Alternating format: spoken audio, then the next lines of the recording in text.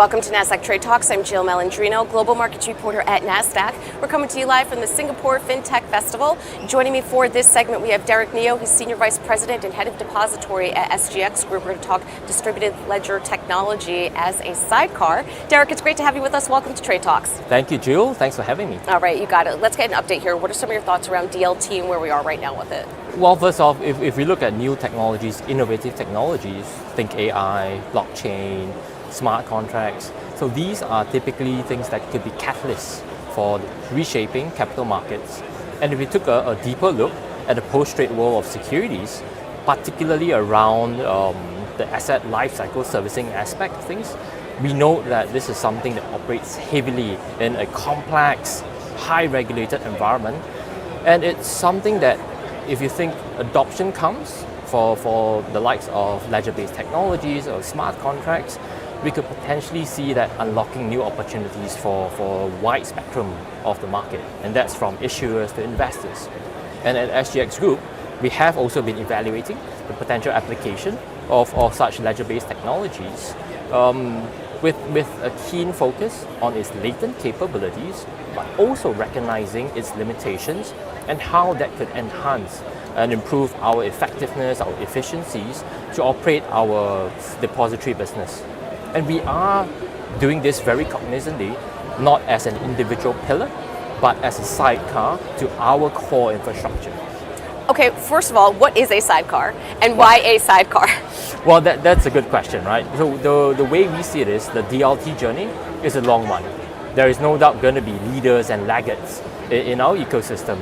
They're going to be the likes of the big FIs with huge and big spending power and the ability to invest in new technologies. So these guys are likely to move fast. But we also have to cater to maybe the more local brokers, the more local banks who may not have the same appetite and would have other competing projects for investment. So what we almost have to put as the most important criteria in our development of this new infrastructure piece would be to ensure interoperability between what's existing today and what the new infrastructure will look like.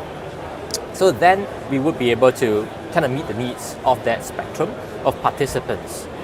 And how we foresee potential adoption down the road is to focus builds on new services or old services better, faster on the new infrastructure, in hopes that this could potentially be a point of attraction in itself, and people would naturally adopt and migrate to the new infrastructure at their own pace to benefit from what the new technologies bring to these processes.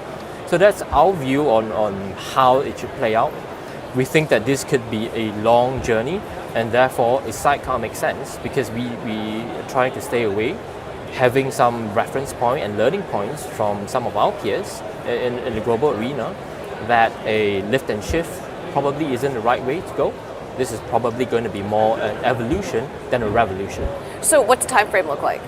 Well, that's a tough one there. So we took a hard look at our current infrastructure. It's about 5 to 6 years old, give or take. And we are probably already one of the youngest depository infrastructures, at least in the region.